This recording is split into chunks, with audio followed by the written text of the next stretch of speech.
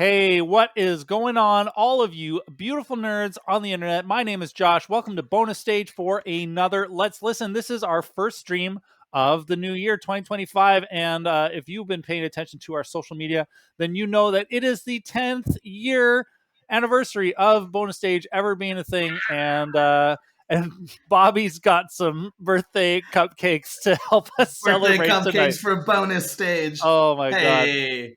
Well, that's as good an introduction as I can get for you, Bobby. He is here to join us. He is from the band Baron Von Future. They are a psych chiptune rock band, and he is the drummer as well as composer and does some stuff with the chiptunes and stuff like that. Bobby, how are you doing tonight? I'm doing great. Thanks for letting me be here.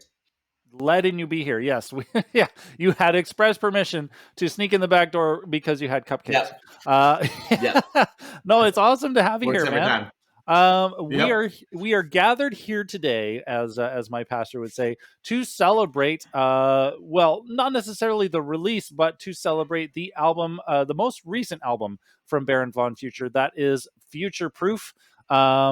This was. Maybe you can give us a proper introduction to this album, because on Bandcamp it says that it was released April 26th of last year. You said something about masters coming in October. Yeah, Why don't you just clarify this whole situation for us? Yeah. So we released the music to the world in April. They were unmastered tracks, and I didn't necessarily mention it up front, so I should probably apologize first to say, everyone, we did release it in April, but the mastered versions came out at the end of October, and since then we've just been really excited talking about it, sharing it, and rocking out to it. Hell yeah. And even more than that, you are going to be rocking out with it coming up very soon at the end of the month at one of the biggest events in North America for music and gaming. That is, of course, Music and Gaming Festival, the big one over in Washington. And Baron Von Future is going to be opening the Chip Space stage. That is amazing. Tell us more about that. That's correct. So this came together recently, and we're really, really, really excited about it. We will be playing at 2 o'clock on Thursday as the first band at the Chip Space. And if you've been to MAG before, you know exactly where I'm talking about. So we'll see you there. And if you haven't been, it's like up the hallway around by the main hall. So you'll find it. Oh yeah. And yes, thank you for the distinction there, Clop and Pop. Don't want to get you excited that they're going to be in Washington State. But Bobby, if you guys ever want to come over to the West Coast, you just let me know, right, bud? I think about it often, and like Olympic Peninsula. I do. I think that the area that you live in is like one of the most beautiful areas in the world. So you wouldn't have to twist my arm that hard. Okay. Well, I mean, if I don't have to pay it, then that's even easier. Yeah. I'm just kidding. We compensate artists. Oh my God, please advocate for fair pay and compensation for artists. There's Scrub It with PNW Time. It's Baron Von Future 200 proof. Oh man. Oh, 200 proof. That is 100. That's a lot. That's a lot. A lot of proof. Yeah. Look, I don't think it's that high. I don't think it's that like potent, I guess is what I probably should say. Okay. That's your opinion. I don't know how you get more than 100% alcohol, but maybe you can enlighten us a little later. But that does kind of bring us to the natural segue of speaking about Futureproof. This is the album that you released that now has mastered tracks on Bandcamp. This is We've hosted a lot of video game music, cover bands and things like that. Of course, this music is 100% original. You've also got quite a swath of really talented people to collaborate and be featured on this album, and we will be talking about them as they come up. But yes, one thing about naming an album is very important. I don't see a single, if you will, named Futureproof, and so I want to know, is this album a collection of songs that have been sitting in your backlog for a little bit, waiting to find a home?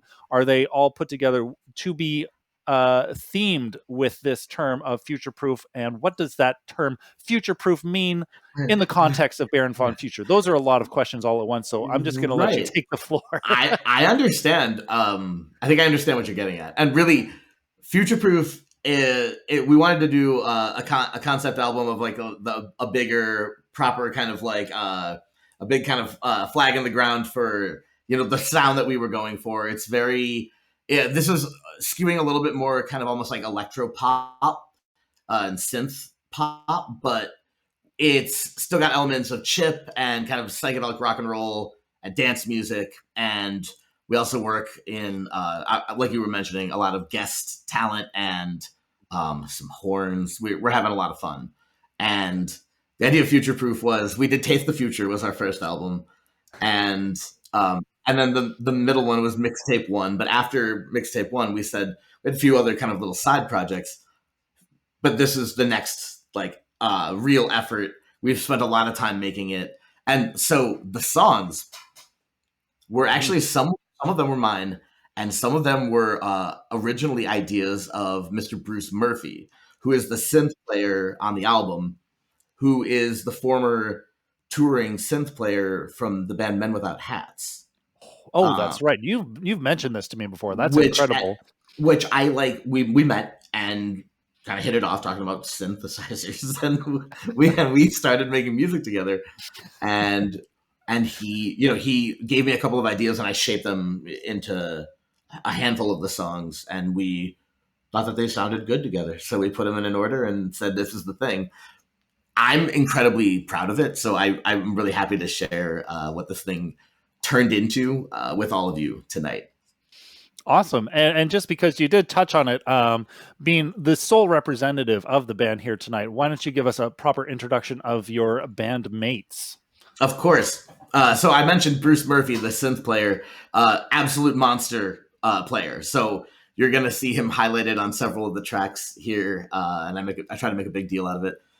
We've also got Herb Wilde is my guitarist, and he really is a treasure of a guitarist. He plays a couple of different interesting guitars. We like to keep it a little weird. He's got a bass guitar, which is like a medium rig that's got, I think it's 6 bass strings, but they're thin gauge. So they're like a thinner gauge bass. And Herb, I don't know if he's in the chat, he might correct me, but it's really quite incredible to watch him play. So we're lucky enough to have Herb and Bruce kind of as the core members, and then a whole slew of guests along the way, which some of them you'll see in the presentation. Yeah, that's right. Speaking of presentation, for first, actually, I think some of these presentations you've completed only recently, but we are going to be treated to some visualizations. These are things that are going to be part of the live show that you are doing at the MagFest Chip Space. That is kind of a mouthful. It's a little tough, but yeah. MagFest Chip Space, MagFest Chip Space, MagFest Chip Space. Okay. Chip Space. Yeah, right. But yeah, folks, we have, what is it? Oh my gosh, I can't remember the amount. It is 11 tracks that we are going to be listening to tonight. We're going to start with just the first 2 for now, just to give you a little taste, a little whet of the palate. But yeah, we are going to be listening to Adventure to Be Back Home and Chancellor. And Chancellor, you've got a featured guest on that one, Charlie Otto. Do you want to talk about him now, or maybe after we've witnessed? I think we'll talk about him afterwards. That's a good call. He's a treat. For anyone that hasn't experienced it, I'm jealous that you get to experience him the first time because he's magic. Okay, then. Well, yeah, let's get people in their seats, all ready to go. And Bobby, you know what to do here. Let's go.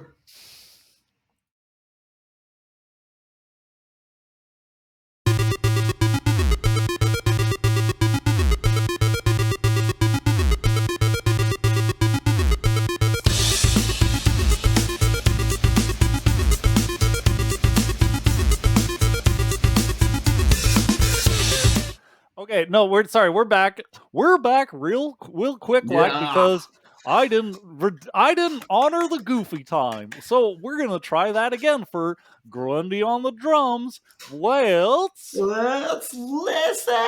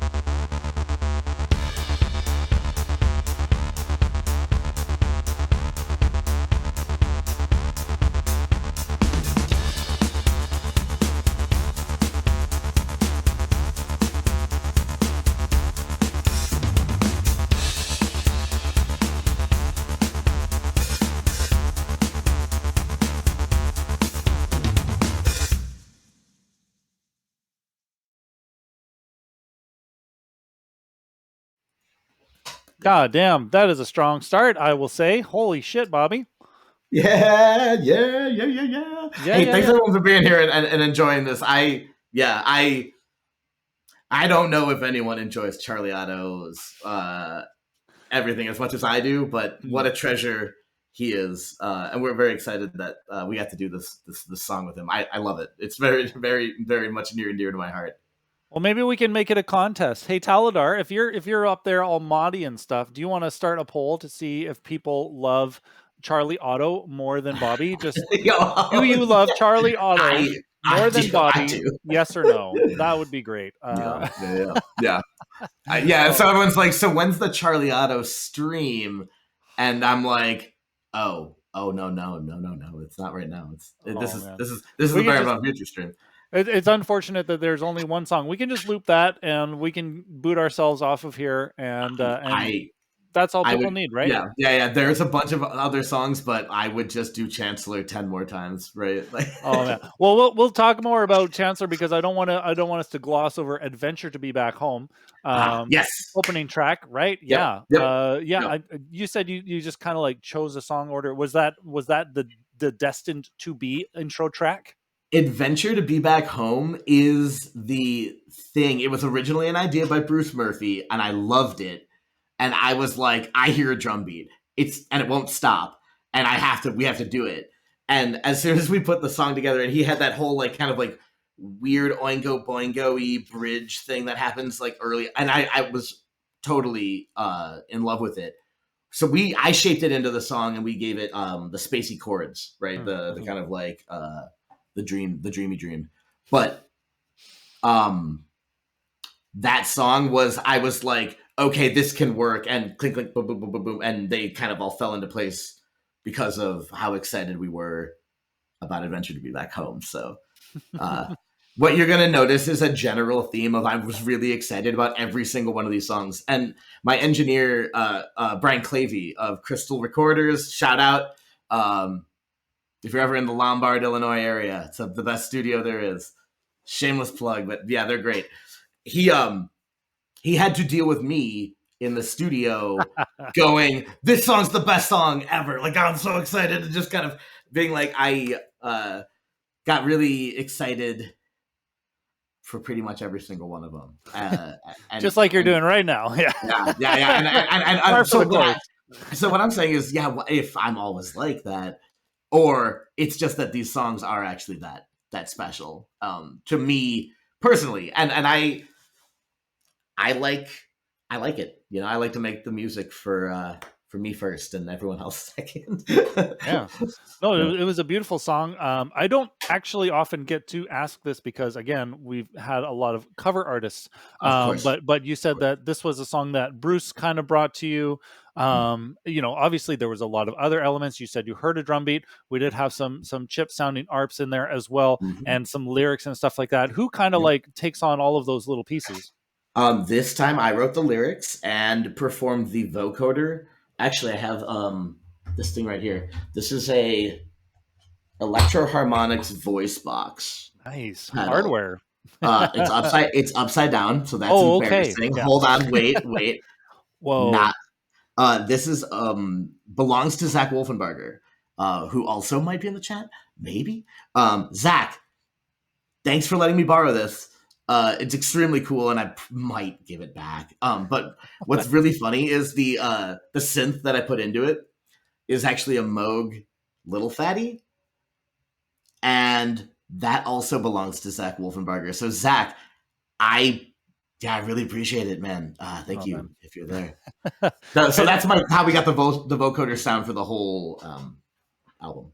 The whole album, yes, yeah. You'll be hearing that pedal a whole lot more. And just for reference, Zach is your bandmate in Arc Impulse. Yeah, that's true. And I think we're going to be hearing him Mm. beside you in one of the other tracks coming up as well. Yeah, he is an extremely talented human being, and I'm lucky to be able to play music with him for as long as I have been. Mm-hmm. And just to circle back and maybe finish our discussion on Adventure to Be Back Home. Yeah. Again, we don't often have a whole lot of lyrics, but especially when you write them yourself, what do they mean to you? I hate to say I was pleasantly distracted by our conversation in the backstage, so your lyrics didn't have my full attention. But just like maybe speak to them, how you came up with them and kind of what they mean to you. It was an interesting idea that was brought to me by a friend of feeling uncomfortable bringing home a long time ago a conversation about how when you first brought home like a partner, if you had like a new girlfriend, new boyfriend, I think there's something. It was a kind of spaced out feeling of nervousness, having to present someone to your parents, and I think that was a funny kind of like stressful idea that we ran with. Oh, that's awesome! Oh my god! Yeah. All right. Well, I'll have to. There aren't any lyrics on the Bandcamp, are there? Oh, that's something you might need to correct. You know what? You add the master tracks, and then you add the lyrics like another 6 months later. I'm gonna level with you. It's just a lot, Like you're right. You're right. You're absolutely not wrong. So here's the funny thing. Truth be told, now that we're all here talking about it, okay.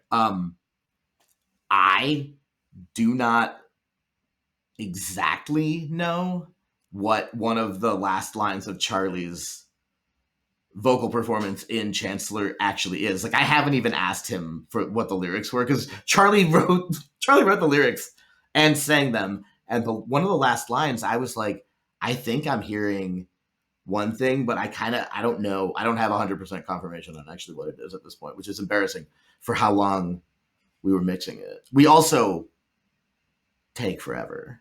Our workflow is arduous. Well, Cherry, that soul just spoke to that in chat. Creativity takes time. Doesn't have it overnight, especially when it comes to vocals, lyrics. Coming up with something that you can perform well, but also has meaning and stuff, right? Yeah, right. It takes time to percolate. But you kind of naturally brought things over to Chancellor, and yes, let's dig our teeth in a little bit more to that one. Amazing performance by Charlie Otto. Oh my God, where did that guy come from? He is so good at what he does, and he does quite a bit. I first met him because he fronted a very, very successful and great Talking Heads tribute band. I see it. Talking Heads, Men Without Hats. There's like that little epicenter there. He was the David Byrne or Charlie Otto, a frontman of a band called This Must Be the Band.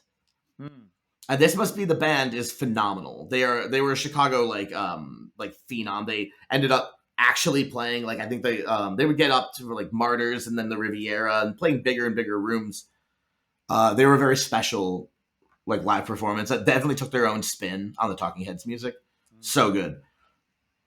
When that band went on hiatus, he started another band called DJ No DJ, which was 6-person live band that played a DJ set. Like the band would start but we're talking Daft Punk, Calvin Harris, Justice. Like they would play like electro, but they would do it as one 55-minute set that like the songs would just go from one to the next. And Charlie was like calling it out, and he had all of this gear on the floor. So this leads to where's Charlie now, and how can you find more Charlie Otto? Which I know is probably the question that you're thinking. He's in this band called Charlie Otto and His Gear. And Charlie Otto and His Gear is that man, Charlie Otto, playing guitar and synthesizer, along with a big like wall computer that's like a mobile unit that controls live visuals with what he plays on the synthesizer and his guitar, because it's all wired into this one like kind of like his gear, his mega brain, his brain. Yeah, and that's good to hear, because when you said and his gear, I thought like you said he was in a band, and I'm like, oh, does he just refer to the rest of his band as his gear? which would not be kind. Go on, sorry. Well, he does, but the only other thing in his band is this giant computer, and it's extremely cool. What he does live is incredible. And we've been lucky enough to play with him a couple of times live. He's just a really, really special performer, as you can tell, right? Yeah, definitely. Also backstage, you were mentioning how this song Chancellor was it kind of existed outside of the Futureproof concept as it was originally created. Yeah, the original 10 tracks were basically every song except for Chancellor, which we're about to get into a little bit. But Charlie has made a couple of albums in Chicago on his own under the name Charlie Otto and His Gear, or Charlie Otto and Friends. And he does every track on the album is a collaboration track. And he's worked with rappers, singers, string players, like all of this kind of cornucopia of talent. Mm-hmm. And so he and I did this track to be on his second compilation album. And I asked him if he was okay with me putting it on this album. And he said yes. And I was super excited to include it. Mm-hmm. And as I was kind of sitting around, Eventually to Be Back Home was the one that kind of got this whole thing starting to turn into like little organized tower of songs that it is. Mm-hmm. But I was like, Chancellor's really good. I'm gonna put it second. I'm gonna put it in the 2 spot, and then we're just gonna get back to your regularly scheduled programming. But you say that, but it is not out of place. It's very much like it just it grew into its space, and now I couldn't imagine it without it. Right, I'd be lost without it. No, it's incredible. And just like because you did bring up like Charlie Otto and his visuals, I did want to say that your visuals, the stuff that you've created for these live visuals that you're going to be using are amazing. Yeah, what's kind of if it doesn't take long, obviously we want to get to some more music, and we can talk about this later if we need to. But just like, do you want to pull the curtain back a little bit on how you get all that together? Yeah, of course. I like lasers, lights, big, kind of loud, and as you're gonna tell, and I think as some people have said, maybe it can be a lot. So it's bombastic. It's a collaboration of a lot of different people, VJs that I have known in the chiptune community, and I've collected video files from them across kind of time and space. Most recently, it's funny that you bring it up. At VGM Con in Minneapolis, I ran into Nate Horsfall, and he was like, do you have a computer here? And I was like, yeah. And he goes, do you have a hard drive? And I was like, yup. And he goes, give me it. and he gave me a drive that had 280 gigabytes of visual everything, like short loops of fire and flames or nature, leaves falling, and like just clips upon clips upon clips upon clips, and they're all organized extremely well, which is a new thing for me. So my best man, William Stawicki, who is a core part of Baron von Future, he is our projectionist and media kind of like overlord. He works as kind of like an intermediary between the sound person and us on stage, but he also helps with all of our tech. He and I have been collaborating on what these visuals are to become and kind of be. He actually built lights that work as pixel catching LED strips. So we actually have one video that plays on the LED sticks, like light sticks. Mm-hmm. And then we have another video that goes on the projector. They both play out of a software called Arena. Are you familiar with Resolume Arena? I know of Resolume. I don't know of Arena. Yeah. Resolume. So Resolume Avenue is maybe something that some people might be a little bit more familiar with. It's like a lower level VJ video mixer software. Arena is like the pro version of it, and it's annoyingly expensive, but it is such a powerful piece of software that it kind of helped us satisfy our vision of what the band was supposed to be live. Mm-hmm. And so once you get in like that, you can't turn back now. Now we're on that Arena drip, and I wouldn't have it any other way, because it's layers of video that are all MIDI mappable, and we can trigger the videos as they happen, and then you can record the output to it. And when we record the output to it, I can play that back and use part of it as our light show as well. So I should also mention there are some strobes or like flashes, and I should have mentioned this to get going. That's cool. I went back through all the videos just so everyone knows, and I turned them down, but I muted most of them because I didn't want it to be overwhelming. Mm-hmm. But there might still be some flashes. So I just want watch your screen brightness, and if you have them, put your goggles on. Put your goggles on. Safety first. Oh my god. Yeah. We take a safety first attitude here at Von Future Industries. It's very important. Oh man, you could say that you have a safety dance. I'm sure that's come up. That's hilarious. I wouldn't ever suggest, hey Bruce, let's play safety dance. I don't know if Bruce is in the chat, but I do think that this is funny. I would play Where Did the Boys Go? You know, like a different Men Without Hats song. Men Without Hats has a storied history. There's a lot of good stuff back there, but you know, safety dances, that's rough. I mean, like, yeah. I think about it. We all think about it. I know we're thinking about it. We are all always thinking about the safety dance. Yes. About safety dance. One of the great protest songs of the early 80s. Mm-hmm. Yeah. Well, you know what else I'm thinking of is the other songs that are on this album. We've got 3 more lined up that we'd like to show you all here. Coming up next, we've got I'll See You Tomorrow. We're going to actually listen to that today. We've got The Artist and Little City. Anything you want to say to preview these, or shall we just dive right in? I think we dive right in there, and I'll try to be. Yeah. Well, let's get into it. Let's get into it. Let's listen. Is that's less energetic than last time? Yeah. Well,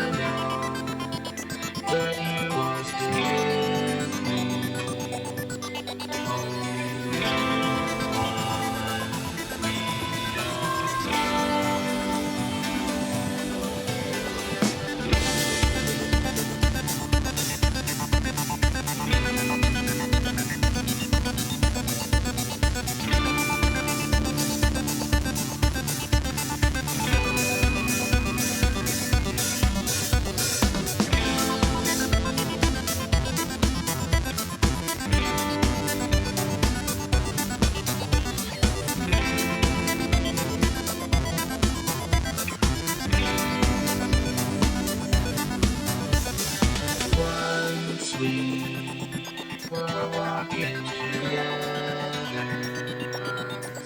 For now, I stand alone. Somehow, I still believe my heart is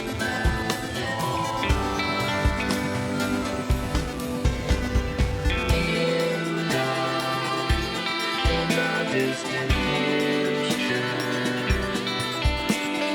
We are still as one.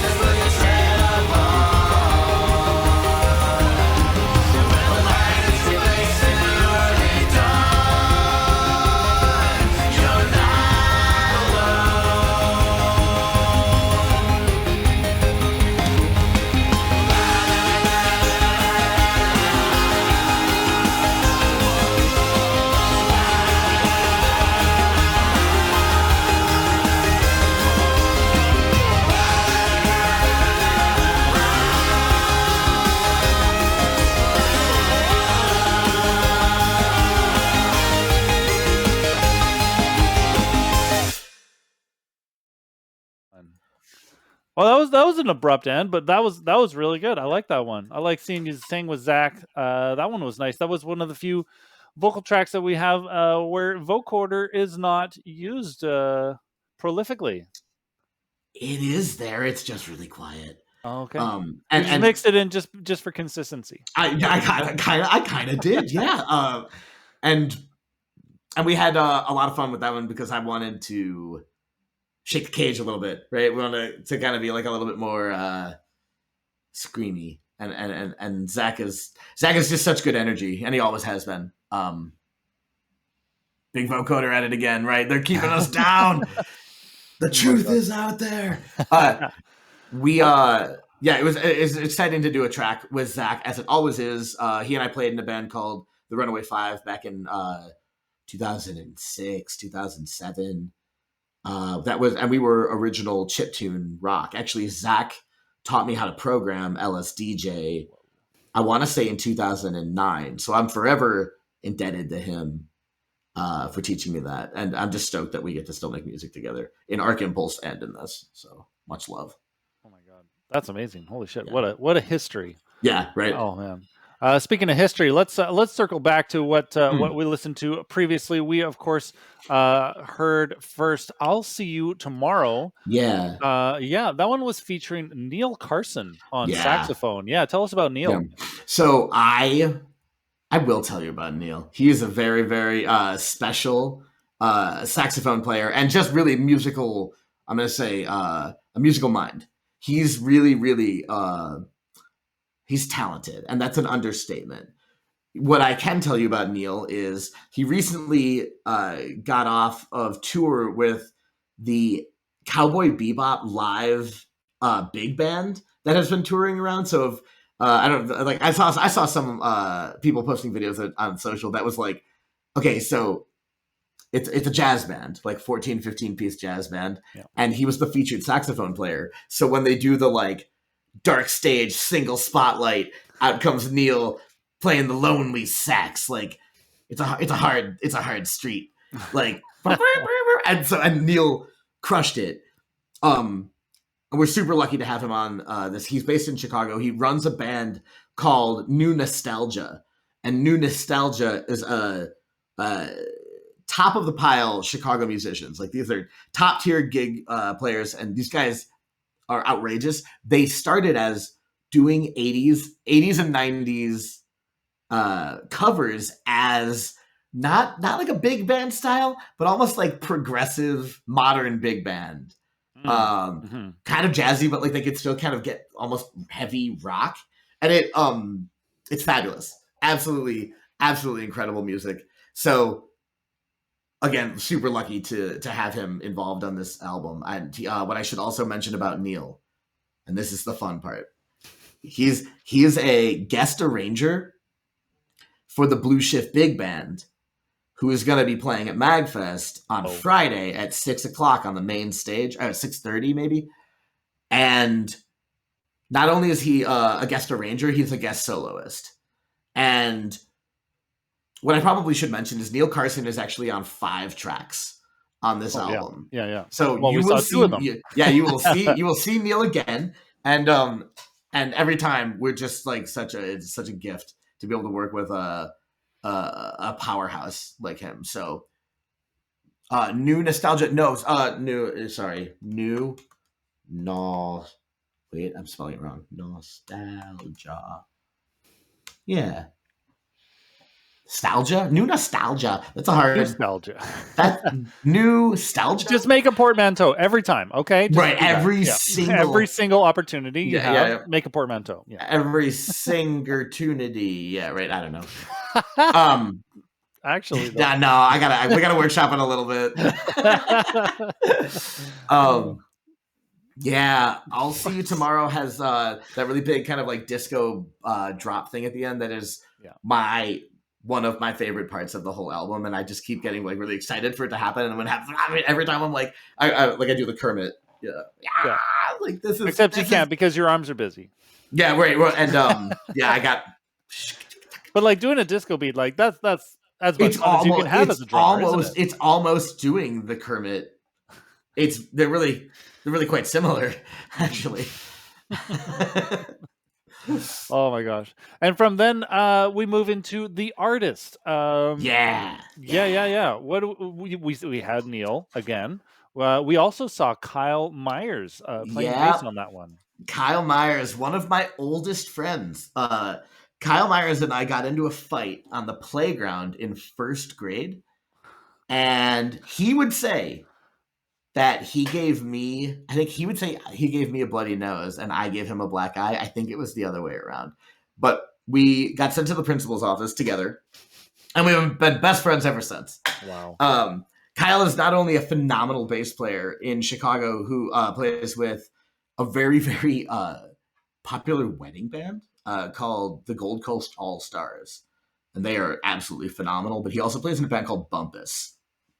Bumpus is they're like a 7 or 8 piece funk band, and their singer Tina is just this absolute powerhouse. And I just cannot recommend these bands enough. Find them, love them. They're outrageous. Kyle, I can't believe I got Kyle to come over and record playing bass in front of a green screen, but I did, and and so he will be forever frozen in this video inside of my computer.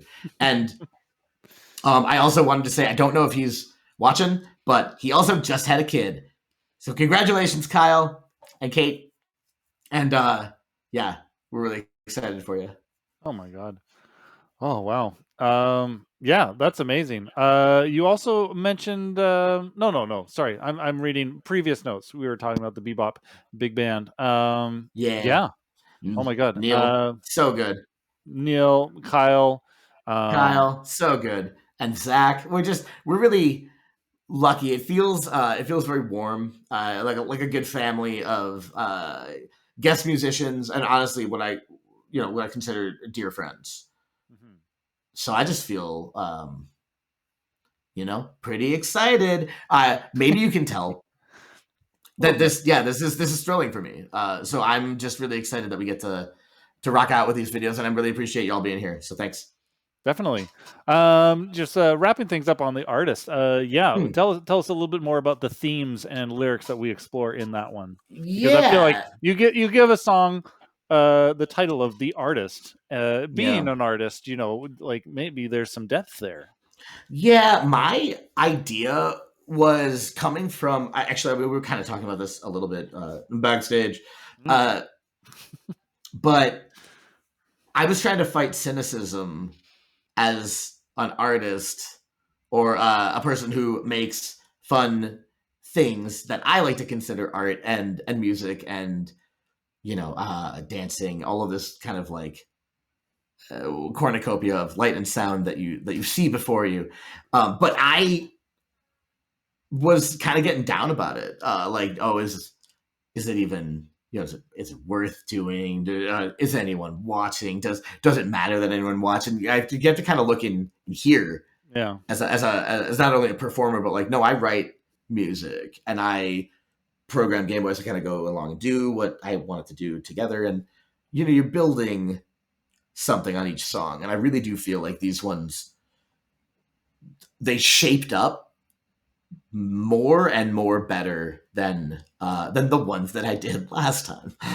And so I'm like, yes, this is proving to me that no, we are getting somewhere, and we're not just treading water, and we're not waiting to be heard. You can still go out and be loud. And that's what I wanted to do. I'm a drummer, right? It's in my blood. It's in my heart. Just be louder. Yeah, I just wanted to go out there and be loud. So you can expect that, not only at MagFest, but wherever else we get a chance to play around the Midwest and around the country sometime, hopefully soon. That's beautiful. That is the theme and the spirit of the artist. And then finally on that block, we had Little City. Yeah. As you mentioned earlier, that was featuring your other bandmate, Zach Wolfenbarger, doing some vocals, having a nice, you said blended mix of vocoder there. It's a little for posterity. I said we were painting with a little bit of a wider brush on that song, and hey, let's do another round of backup vocals. Let's do another round of backup vocals. Like let's yell a little bit and make it a little bit more. I think thick. Yeah, thicken it up. I was really inspired by I don't know if I'll get in trouble for saying this, but I saw Petey live. Do you know Petey? Like first name Petey, last name Petey, the musical artist. I don't know. He is a guy. Okay. It's kind of like synth, but it's like punk. He's kind of like screaming a little bit. I don't know. I really liked it. My roommate was playing it for me, and he's very like folk punk, bomb the music industry, like that kind of stuff. That's really funny because there's a guy that comes to the open mic that I run, and his name is Peter. And he does that, like, he'll just get up on stage and jam with you, and he'll just say whatever comes to mind, and very much in that spirit. But I get the feeling it's not the same person. Cool. Just must be something about the name Peter. Yeah. It's probably not the same person, but it could be. It totally could be. Nice. But you were trying to evoke a little bit of that. Yeah, I was inspired when I saw him live, and I was like, there's something. I think we also went to go see a band called Sincere Engineer, which is another incredible kind of like punk. I guess you call it punk bands. But this girl, I can't remember her name. I actually asked her. I asked the lead singer of Sincere Engineer to sing this song, and via their management company, and the management company was like, "Nah, like get out of here!" Like, like hey, don't, hey buddy, don't come around here anymore asking that question. And I was kind of like, oh, okay, I didn't know I was out of line. I thought maybe she would want to. Aw. Ooh. Yeah. Well, I mean, you don't know if you don't she did ask, not. right? Yeah, No. right. Well, you know what? That's the whole thing is just ask, right? Yeah. Come on, like what? The worst they can do is say no, and then that's yeah. you got that. I don't You think got there's that any answer. ill will. I don't think there's any ill will. I don't think that they're ever gonna remember anything about Baron Future. They're probably not in the chat right now. But for those of you that are, thanks for being here. Yeah. Maybe I'll send the VOD their way, and then Yeah, you know what? then they'll have something to say about it. Let's do it. Yeah, they won't watch. Just tag them in the VOD. Yeah. There you go. This will be on That's YouTube in the next week or so, and then they can respond to that. Yeah. Oh my God. We eagerly await their response. Well, we got 2 more listening blocks coming up. We're going to listen to another 3 tracks coming up here. We've got Invisible Audience, The Comeback Kid, and Ferocious. Ooh, yeah. We've got some aggression coming up on this album here. Love to see it. Yeah. And I'm going to assume that you don't want to make any introductions. We're just going to dive in as usual. Is that right, Bobby? I think we should dive in. Okay, we're going to dive in. So let's dive in. Dive in.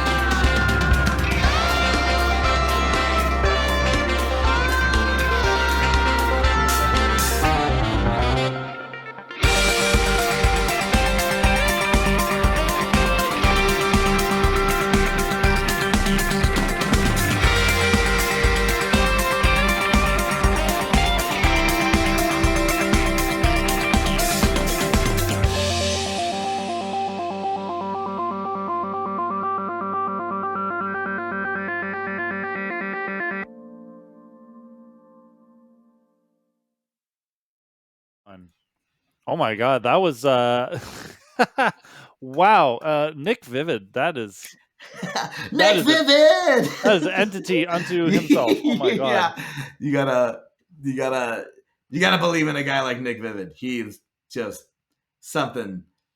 He's playing a different game.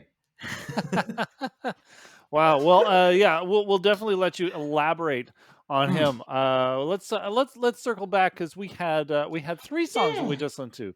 We had the Invisible Audience. We were speaking a little bit backstage about what that title means, and like I've as a musician, I'm sure we've all played to invisible audiences. Invisible audiences before, quote unquote invisible audience. They're not Right. invisible; they're just not there. But it means something else a little bit more to you, I think.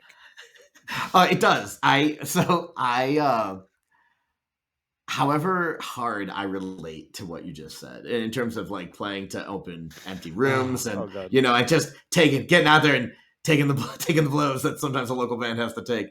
The Invisible Audience is actually about a concept that was introduced to me in Sunday school when I was a young man, and the idea was handed to me that was essentially, who is the audience that's watching you when no one's around? It's not about performing to a place like the Hut and you have 2 people paid at the door. This is not that exact situation. Maybe a little influenced by it, but the idea really was, who's watching you when up here, when there is no like other people like watching you around, like who's in your head that you value what they think of you, and they are your audience, whether they're with you right there in the moment or not. And I thought about who my audience is, and it's actually the girl that I'm in love with, and her name is Sybil, and I think she's all up in the chat. So I love you, Sybil. And yeah, the song was inspired by being brave and in love, and having like a bold attitude for the future. So yeah, always thinking about my family who's up in the chat. Oh, and the Runaway 5 too. Yeah, I mean the Runaway 5 can. Yeah, and that's I don't know if I already made it clear how much I love all of the people that I got to make music with here, but Sybil does win. Yeah, so Good job, Sybil. Way to go. Yeah. GGWP, as they say. Oh my gosh. I think the Invisible Audience has a certain thing going for it that is exactly the Phil Collins arpeggiator for Take Me Home, the song. And I won't change it. I love it. I think it's amazing. And if I could write Take Me Home like 3 times, I would just do it again and again and again. So this is my first swing at writing Take Me Home. It's my song called Invisible Audience. It's your magnum opus. Yeah. Yeah, totally. Oh my gosh. And then after that, we heard The Comeback Kid. Oh man. I don't know why I just think of like the Karate Kid. That's a totally different thing. Tell us something else about The Comeback Kid that is not related to Karate Kid in any way. So The Comeback Kid, I wanted to have a theme in a collection of songs, and Ferocious is also a part of this, which are kind of about getting tough and getting and standing strong in the face of what may come. Like your best friend in grade 1 giving you a bloody nose. Giving you a bloody nose, or or a black eye. Or black eye, whichever depending on who you ask. There's like a split in the multiverse at that point right there. Right. Yeah. The Kyle Bobby cinematic universe. Yeah. We did joke a long time. We did joke a long time ago about starting a band called Bile, which goes back to our portmanteau, because Bobby and Kyle would be BYLE, and just him on bass and me on drums. Yeah, and you can both like do you know the band like The Locust? Do you know them? Or bands that play songs that are like 30 seconds long, but they're like grindcore. Grindcore, yeah. Just stomach acids coming out. Yeah. And then that's Bile and Kabi. That's not bad. We were like, or BY with an umlaut over it. just Umlaut. and just bell. Yeah, which Bell. bell. Yeah. That was gonna be the band name. Anyway, Wow. we're all lucky that never happened because it sounds awesome, and I probably would have just kept doing it. But for now, we'll The just comeback settle kid. for we'll settle for the comeback kid. Coming which- back to the coming comeback. back to the yeah. to the kid, the thing. No, I wanted to write a song that just let Bruce Murphy rip, and so that's exactly what I did. It does feature the Game Boy. This was a couple of different LSDJ programs that I was like delaying out and kind of messing with the waveforms after they were in the DAW. I broke some things, and when we were putting them back together, we decided there should be a Giorgio Moroder tribute section, which was the B section of that song, which featured Herb and Bruce doing like a kind of like a counterpoint thing that ends with, oh, and now we just are gonna play some glory chords, D, A, and E, and Bruce is just gonna rip, and for as long as he wanted, and then I was like, we're not gonna sing again. We're just gonna let Bruce do the thing. So Well, it was pretty light on the lyrics, honestly. Yeah. yeah. There's not a lot going on, and like the theme of that song was Bruce is really good at piano and synthesizer. So we wanted to give him a little bit of an open field to run around in, and that's what was going on with the Comeback Kid. Nice. I love that. Like, when you write something, you give space for somebody and just like watch them fill that space, decorate that space. It's a wonderful thing to behold. Yeah, he's so chop heavy. Like he's a real player, and that's why I think it's so funny when you're like safety dance, because safety dance is an octave. It's do do da da da da da da da. You're basically playing a go-go bell, and I'm like, You could hit one key and just do your octave thing on the other side. Space bar, and I'm sitting here going, Bruce is an insane player. He's insanely talented, and I couldn't believe. Like the idea of him just playing safety dance is like, it offends me, and so I'm like, we need Bruce just has to like, we're not worthy. Do your thing, and so yeah, wanted to make sure that happened at least a couple of times on this album. So Oh my God, that's one of them. Thank you for your service, Bobby. Right? You're welcome. Oh my gosh, and that brings us to Ferocious. Oh yeah. That one was dope. You had Nick Vivid. What we should probably talk about Nick Vivid. Yeah. Okay. This story starts long ago. Okay. Like 4 or 5 years ago.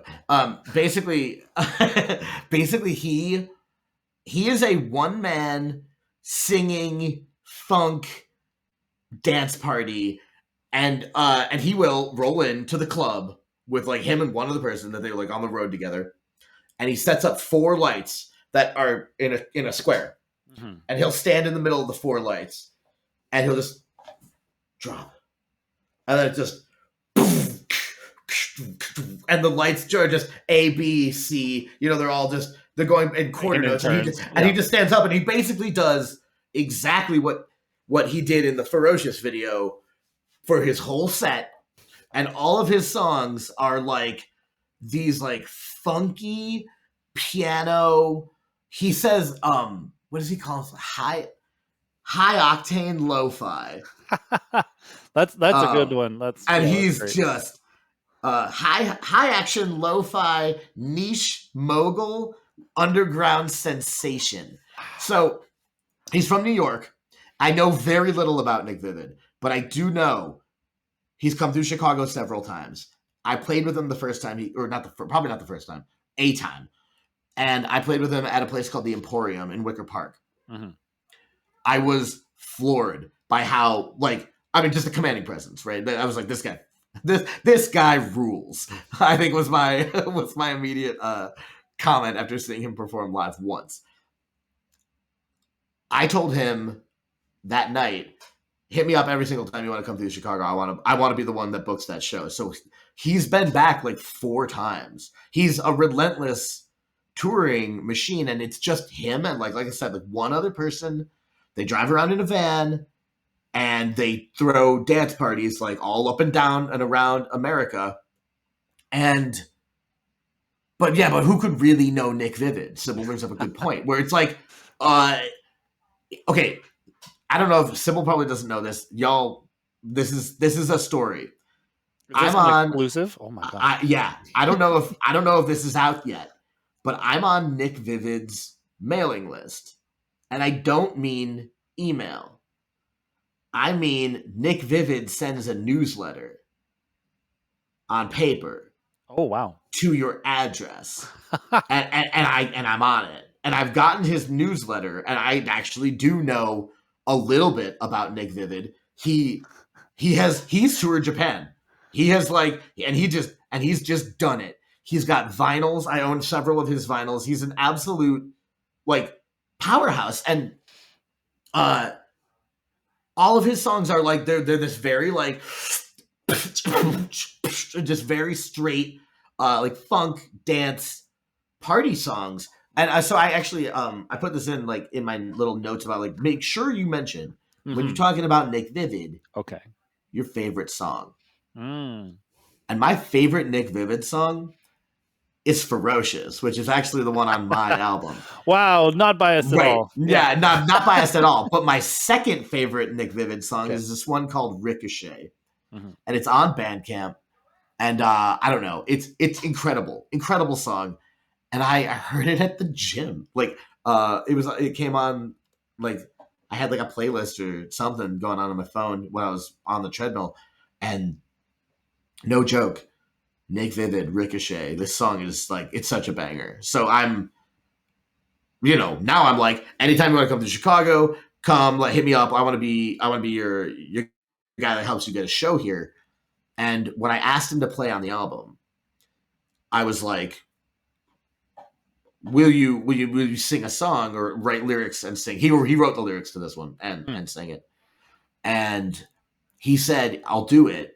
And I try to pay my guest artists. So I'm like making sure everyone gets covered. And he goes, no.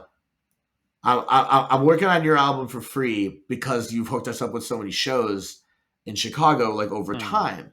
And it was one of the first times I hadn't felt that kind of like warmth from the scene in a really long time. And I was just like, that's what I'm talking about. That matters.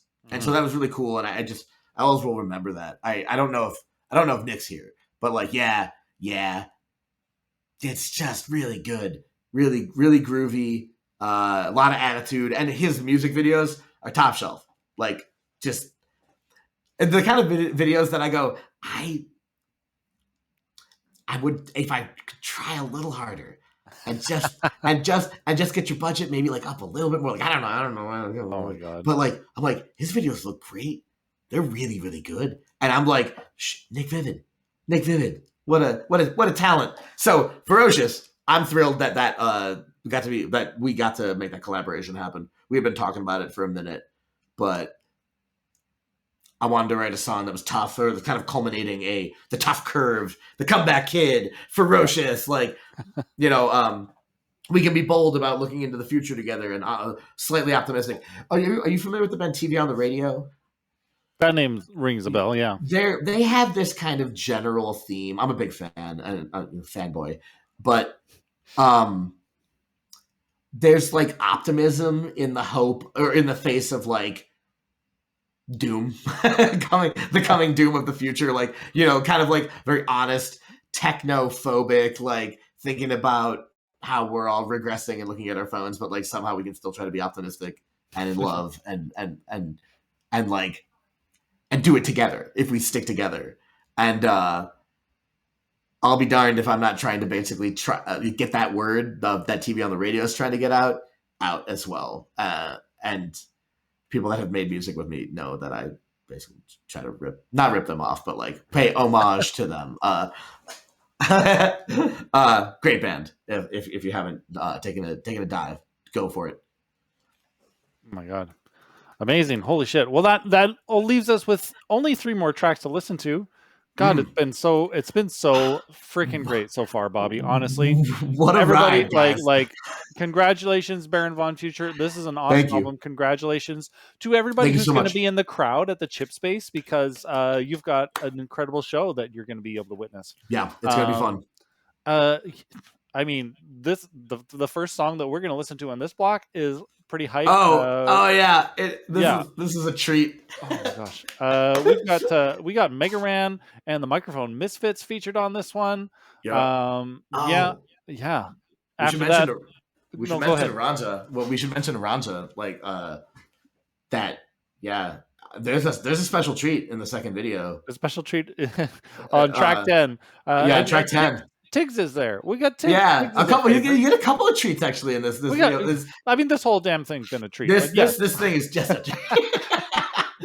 We've got I Need a Moment coming up next. That one has Mega Ran and the Microphone Misfits. Microphone Misfits. Tiggs is featured on Puzzle after that.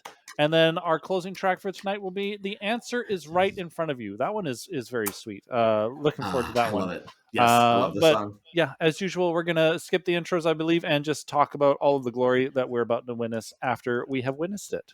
So with that in mind, Bobby, Let's go. That I'ma need a moment. Won't I need a moment? 'Cause I'ma need a moment. Hold on, a little moment. That I'ma need a moment. Won't I need a moment? 'Cause I'ma need a moment. Hey, hey. If I could have your attention for just a second, I'm projecting this is a force with which to be reckoned. And I don't mean to alarm you with this question, but how long you expecting to act like we aren't threatened? Wearing a blank expression like nothing's getting through to you. Moving through life as if it's business as usual.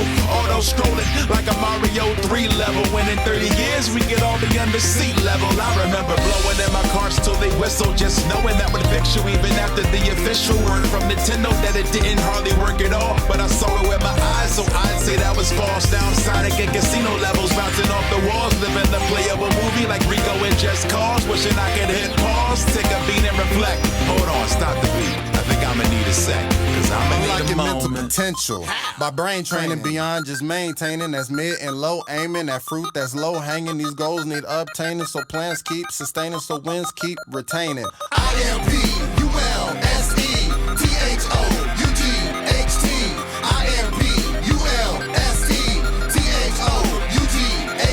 Never gun shy, trigger happy with the goal. No matter the consoles, my impulse steamroll.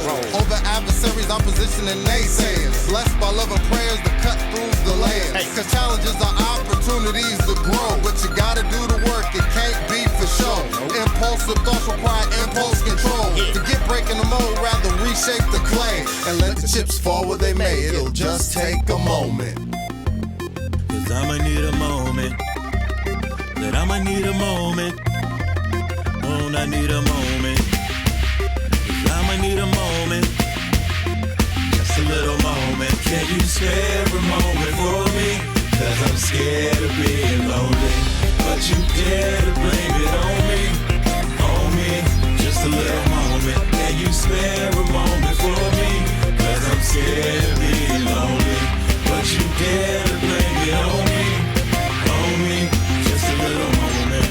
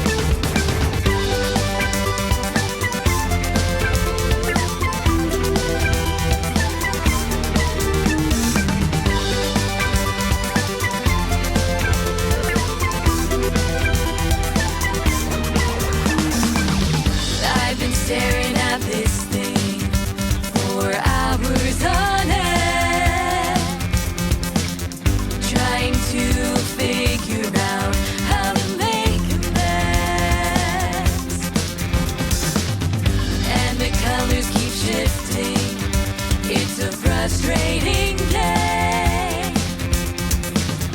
I cannot solve it, no matter how I aim. I will never solve this puzzle. It's a mystery to me. My fingers keep on fumbling, like I'll never find the key. And I've watched all the tutorials, and I've read all the books, and I've tried every method, but my heart is shook. The patterns are perplexing, and the algorithms obscure. We're not getting anywhere, that's for sure. That's for sure. Maybe I'm not up to the task. Maybe this is too much to ask. I don't know what I'm denying. Maybe one day I'll be done trying. Maybe one day I'll be done trying. Maybe one day I'll be done trying. Maybe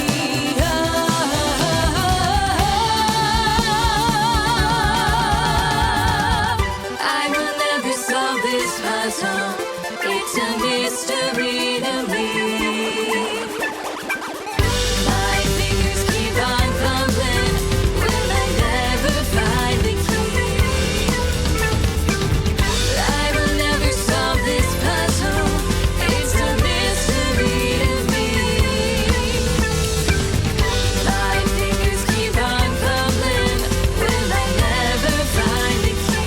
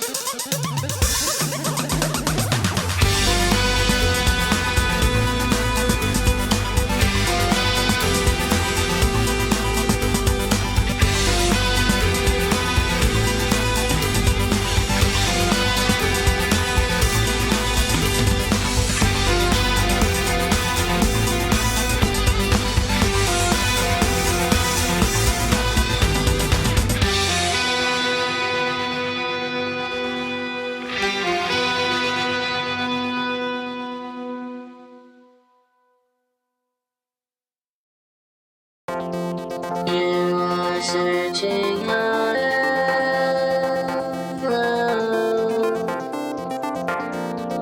for something you already know. It's right in front of your eyes. You're looking for a big surprise. The answer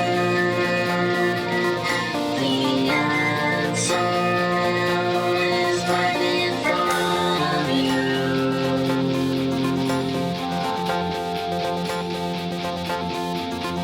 The answer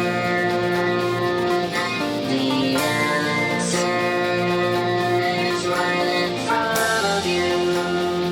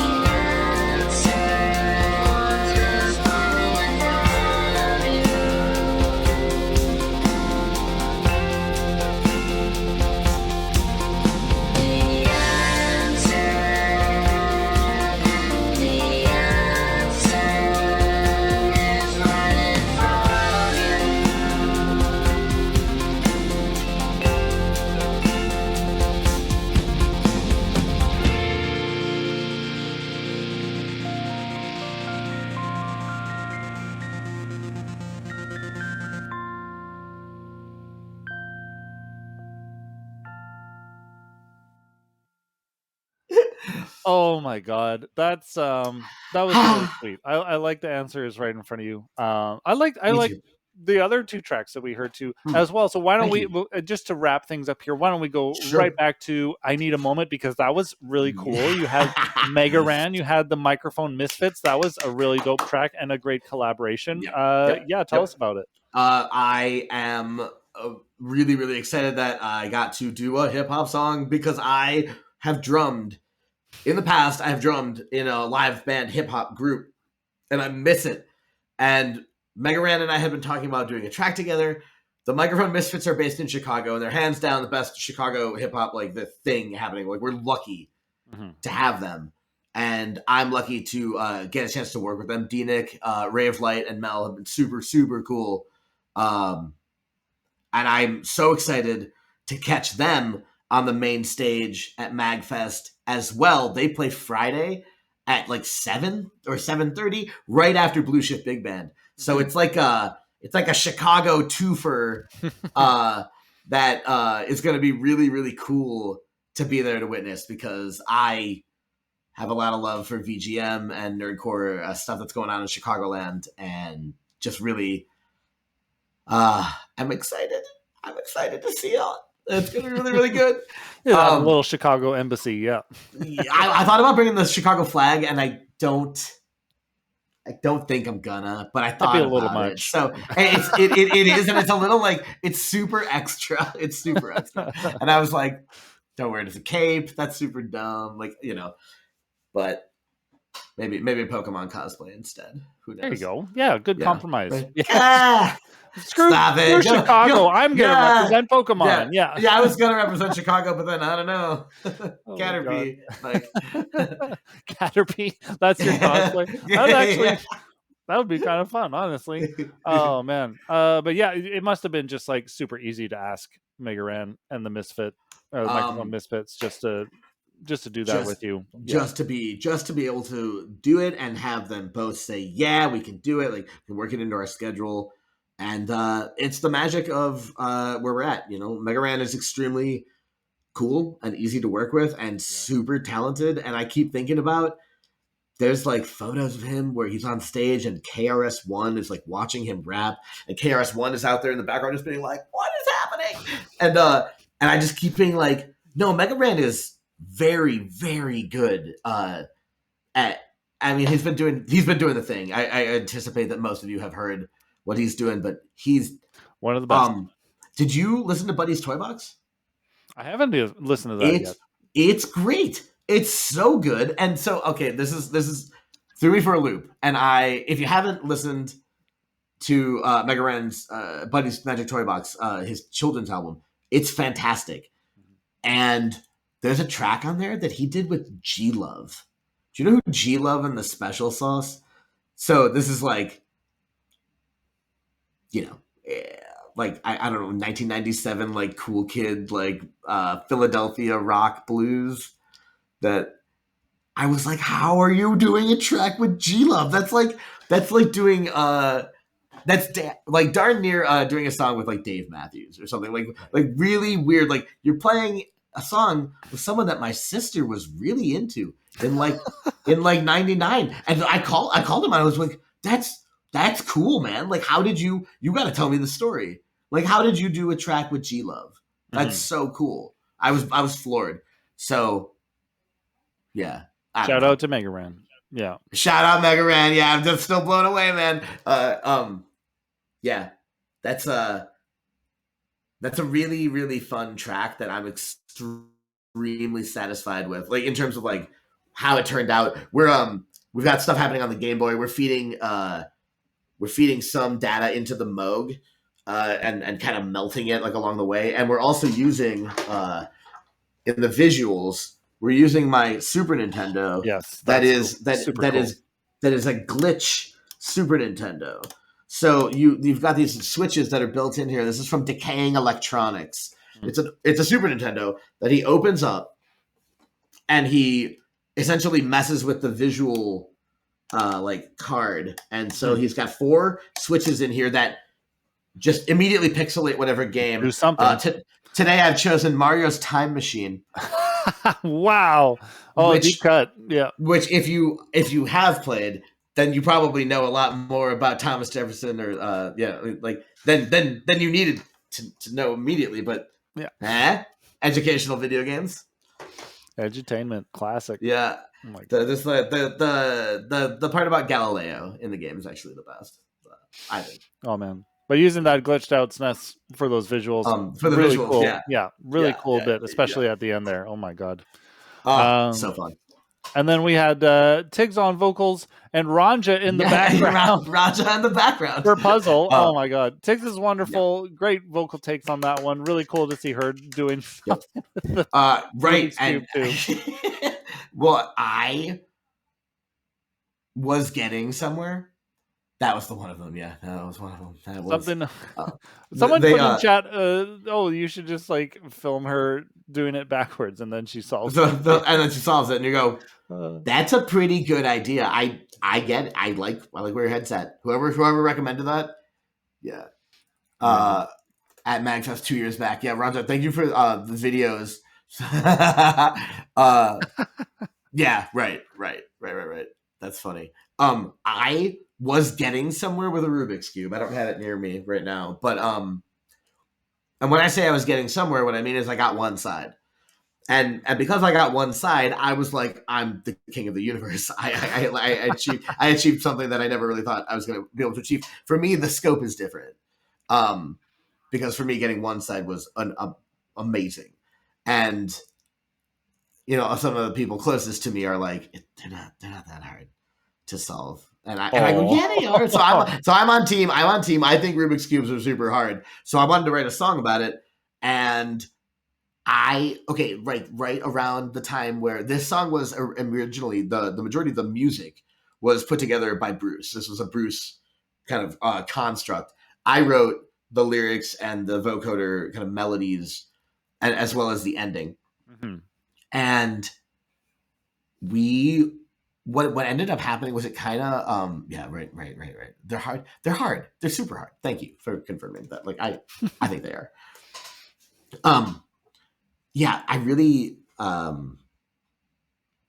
just wanted to get a song out about how frustrated I was that every move I made forward was one I was going to have to make back, like from my one side that I solved, right? Because solving one side does nothing for you. Doesn't get you closer to and solving the puzzle. But I was like, if I do anything to get another side, I'm gonna have to undo what I already achieved. And I kind of got cranky about, well, I don't really want to change the one side. I felt pretty accomplished with it, so I just left it. And this song is about like, I can't really figure this out, or not can't, but don't want to. And I probably should look into it. I've been reminded the algorithm's actually not that obscure, even though the lyrics say the algorithm is obscure. Mm-hmm. It's a rhyming scheme. I would assume It's obscured to you. It's obscure to me. Yeah. Right. Your viewpoint is valid, Bobby. If no one's ever told you that before, you're valid. I appreciate that. Thank you.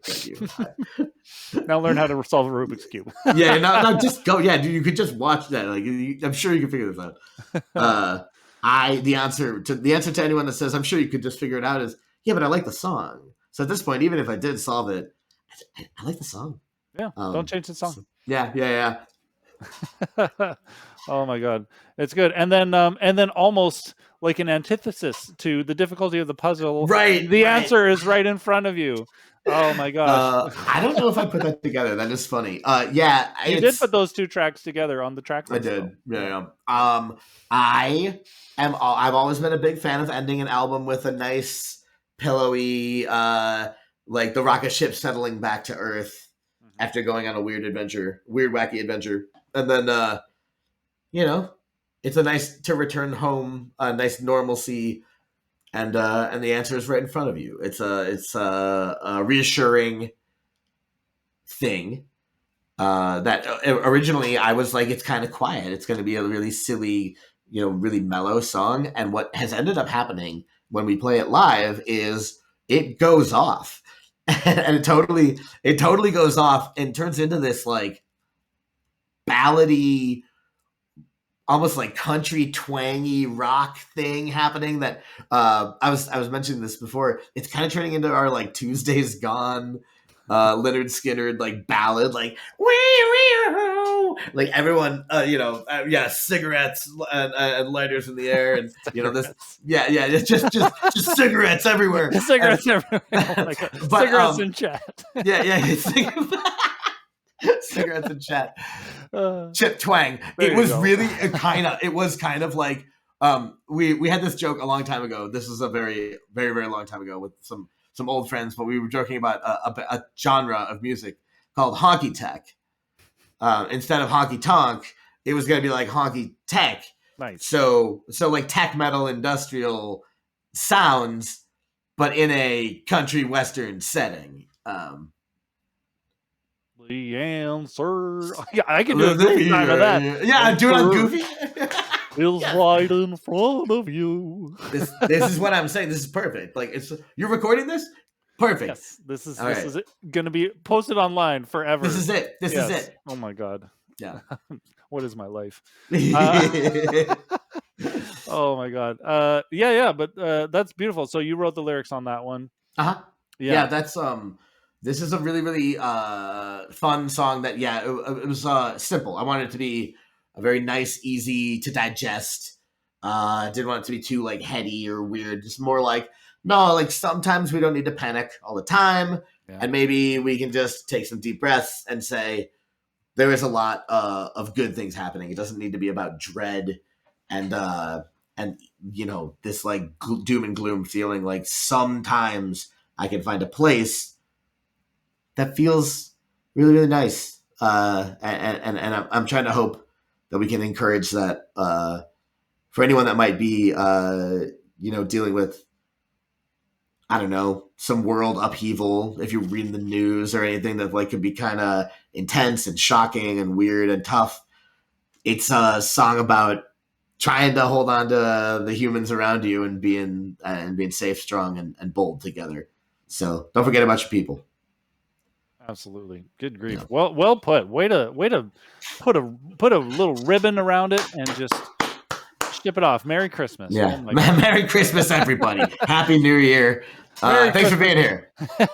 On April 26th, Yeah, 2024, and then again in and October, then again, and then again right. today. Yeah. We should say Merry Christmas every time that Baron Von Future plays. There we go. That's Hey, yeah, what we should do. Yeah. You're welcome. Yeah. Oh no, what did you clip, Branch?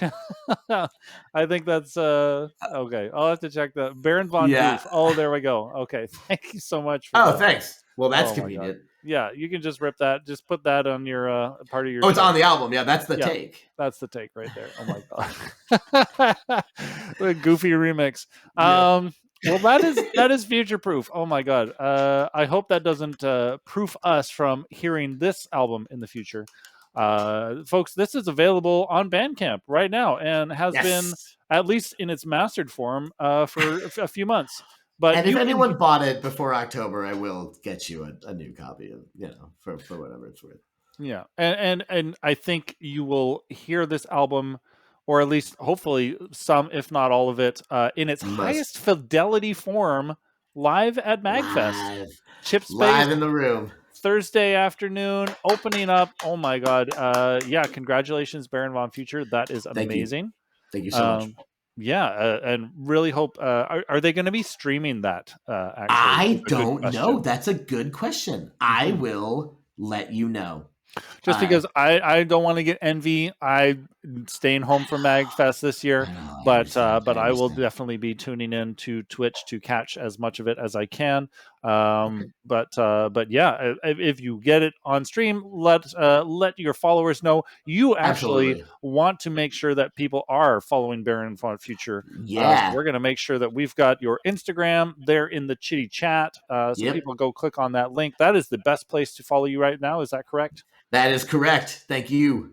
Yeah, of course. And of course, the link is there for the Bandcamp as well. So go on over and purchase that. Are you going to have any physical releases available for purchase at MagFest? We are looking to have some high fidelity CDs, and we are looking to have some T-shirts. We're pretty excited. It's, truth be told, been a minute since I have had some merch.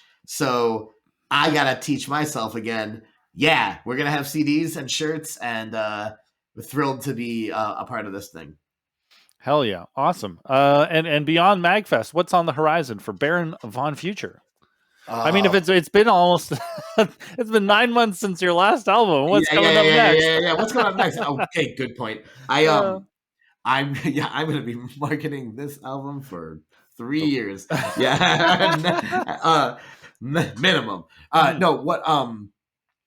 We've got a couple of shows. There's a really cool DIY show we're playing at the end of February on the south side of Chicago.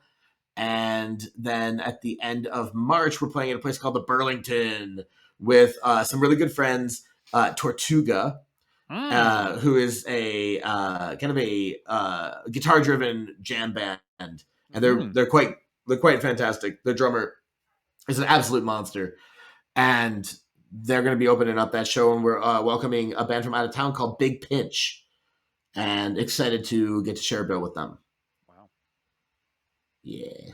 That's really outside of that, just trying to keep at it, write some new songs, keep it moving. Yeah, right on. Well, congratulations, Bobby. It's been a real pleasure having you on the show. Real pleasure talking to you and enjoying your energy. Congratulations to your bandmates as well, Herb and Bruce. Please extend our congratulations and thanks on to them. Folks, if you care about Bonus Stage, we have another one of these listening parties happening next week for the Game Grooves remix community.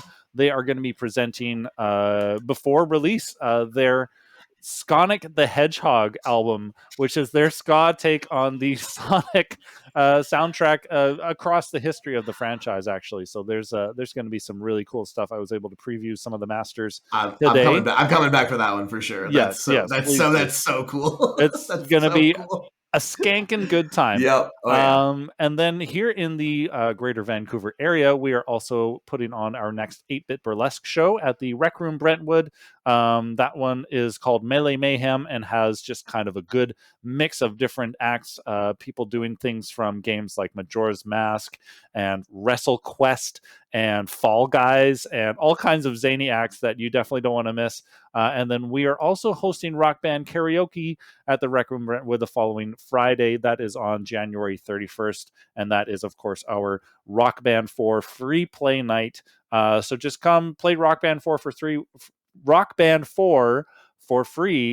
We've got over 1,500 songs that you can choose from, and it's just a really good time. And yeah, as mentioned on our socials, it is our 10th anniversary this year, and so please stay tuned for any more announcements. We've got lots of big things up our sleeves. We definitely encourage you to go over to our website at bonusstage.ca for all of the best news, cutting through all that social media AI bullshit news, etc. And join our mailing list, because that is the most direct way for us to tell you what we're up to. Thank you again, Bobby. Thank you everybody in chat here for being here tonight. I'm going to see who else is online on Twitch. Maybe we'll do a raid. Otherwise, we'll see you here next week. Thank you and good night. Thanks. Bye.